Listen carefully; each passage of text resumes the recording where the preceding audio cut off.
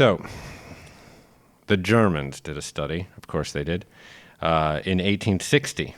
And at that juncture, the average age of the onset of puberty in girls was 16.6 years. So 1860, it was 16.6.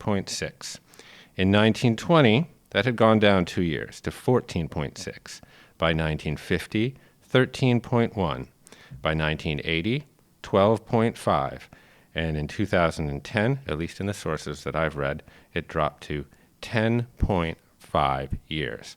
So that's from 1860, at which time the onset of puberty, menarche, was 16.6, to 2010, and the data point I had, it had dropped to 10.5. That's 6.1 year decline. Why are girls getting their periods over 6 years earlier than they did in 1860, 163 years ago? There's a confluence of reasons, Jeff. In my mind, the most important is the changes to our food supply, the overnutrition, the way that we eat compared to 1860, the epidemic that we have now of childhood obesity. All of these conspire to create this, I almost think of it as the wrong kind of party in the female body, where you've got a lot of insulin, more insulin than your body can manage. And this has a lot of downstream effects, one of which is the maturation of the female sex hormone cycle, and it leads to an earlier onset of menarche. So what you've described since 1860 is something that fits with my experience.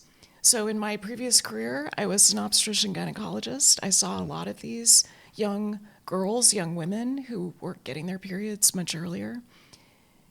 And, you know, bodies have really changed since 1860. I think about my great-grandmother, who was really lean, and she ate food that she cooked. She had a garden.